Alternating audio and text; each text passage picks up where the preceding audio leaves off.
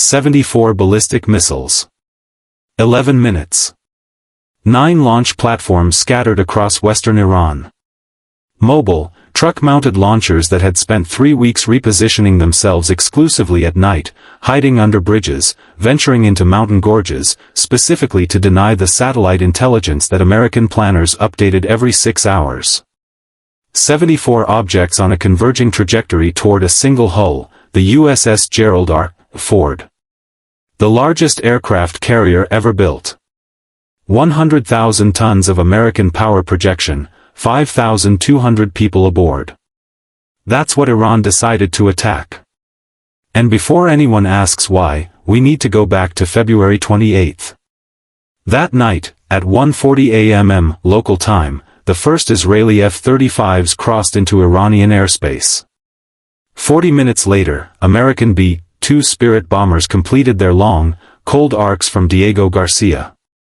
The blow was devastating, and the decision-makers in Tehran already had their calculated response. It wasn't a question of whether they would retaliate. That had been written into the INORGC doctrine for years. The only variable was how to impose the maximum possible cost without provoking a response that would consume what remained of the Iranian military apparatus in a single night. They chose the aircraft carrier, and the logic behind that choice deserves to be dissected. An aircraft carrier isn't simply a military target, it's a symbol with specific arithmetic attached to it. The USS Gerald Ford represents $13.3 billion in steel alone. Its embarked air wing adds another $5 billion. The 5,200 people on board cost the United States a decade and several $million each to train. Damaging that ship doesn't change a conflict by the lost metal. It changes it by what it tells every government watching, that American aircraft carriers can be hit. That message reaches Japan, it reaches South Korea, it reaches Taiwan, it reaches every nation that built its security on the premise that the U.S. Navy is the unquestionable backbone of the international order. Iran understood this with surgical precision. They had understood it for 20 years. Now, the composition of the salvo, because it wasn't 74 of the same type, but a deliberate mix. 41 Shahab, 3 variants flying depressed trajectory profiles to maximize terminal velocity. 17 FAT, 313 solid fuel missiles launched from coastal platforms, taking advantage of shorter flight times to compress the available interception window, and 16 Sulfagar missiles, 2 of them upgraded, equipped with maneuverable re-entry vehicles, tested only twice before that point, their terminal guidance signatures carefully concealed from U.S. surveillance satellites. The maneuverable ones were the dangerous ones, not because 16 missiles alone would overwhelm any defense, but because a maneuverable re-entry vehicle turns interception, normally a solvable algebra problem, into a three-dimensional chess game played at match 4. You can no longer extend the ballistic line and place your interceptor there. The target moves, and when it moves at hypersonic speed through the upper atmosphere, the window for a lethal interception shrinks to fractions of a second. Both sides had done that math. The question was whether the calculations matched reality when 74 objects appeared simultaneously on the same radar screens. Let's get to the combat. The Ford's Combat Direction Center detected the launch signatures at 3:17, and here's a key detail.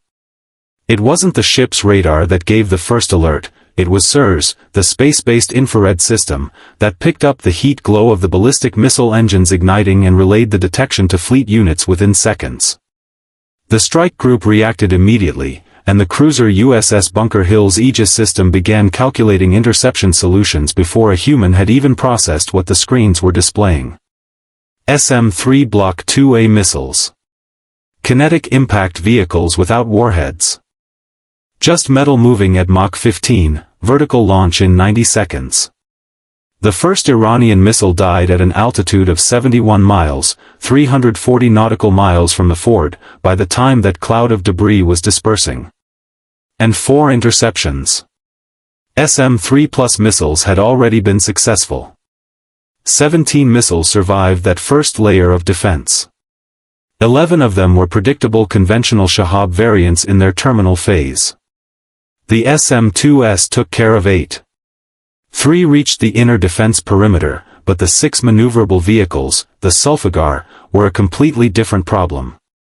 One executed a 12-degree azimuth change at 68,000 feet, enough to force a recalculation that consumed 2 interceptors instead of 1. A second, Sulfagar, maneuvered at 55,000 feet. SM-2 moved to 40 and detonated its proximity fuse. The fragmentation damaged the re-entry vehicle's guidance electronics but did not destroy the structure.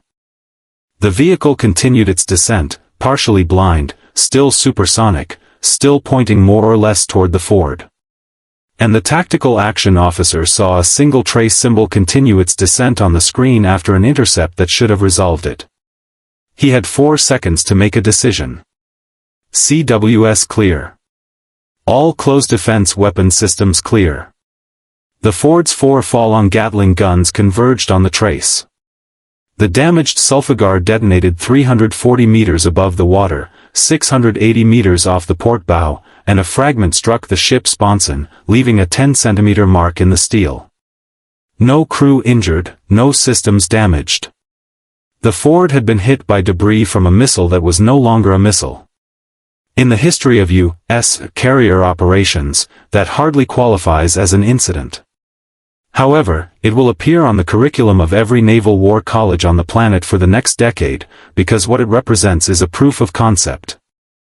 The maneuverable re-entry vehicle got close enough to leave a mark, and that, in strategic terms, is indelible.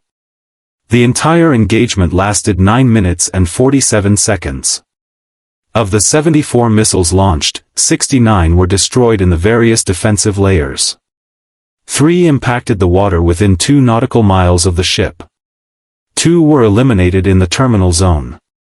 1 left shrapnel in the sponson. 0 American casualties. The Ford didn't even alter its course. In narrow metrics, it was an absolute American tactical success, but narrow metrics don't tell the whole story, and this is where things get awkward.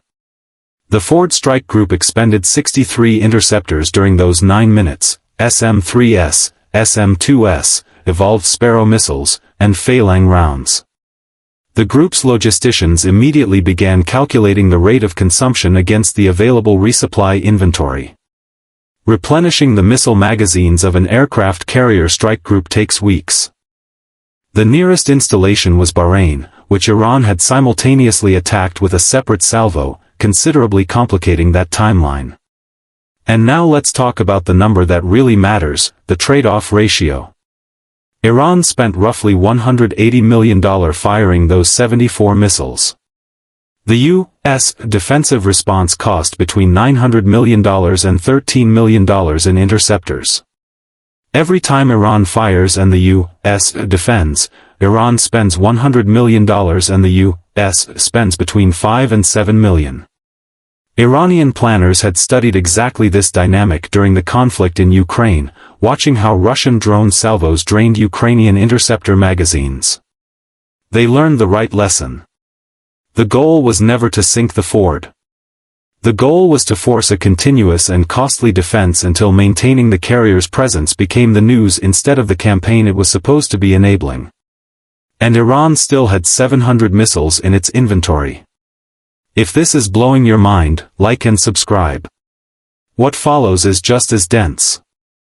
The American response began 47 minutes after the last trace symbol disappeared from the screens.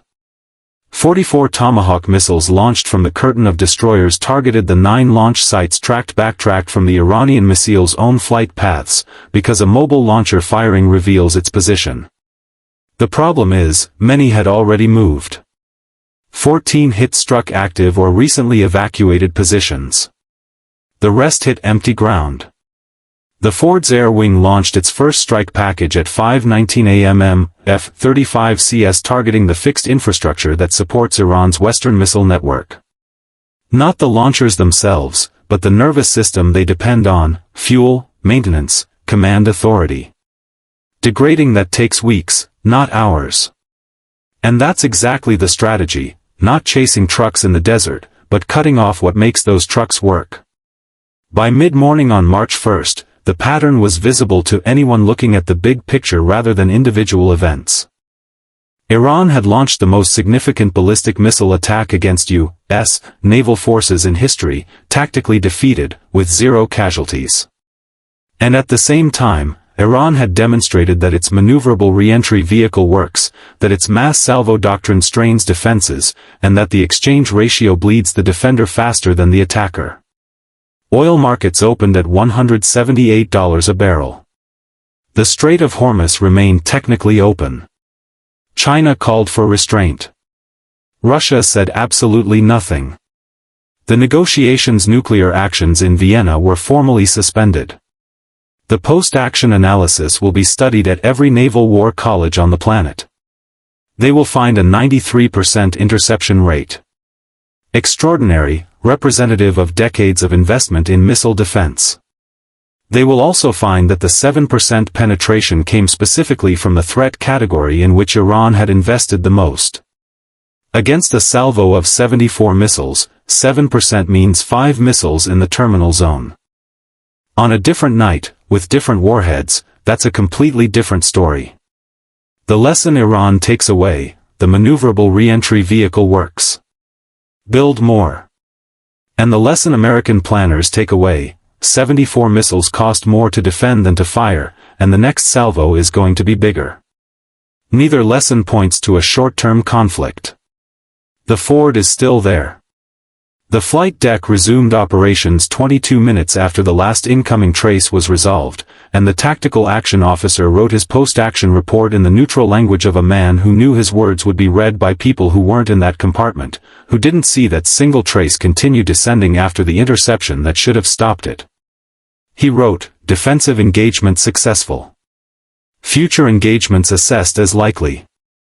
He didn't write the number that occupied every mind in front of those screens. Not the missiles destroyed. Yes, the missiles remaining. Carriers in position.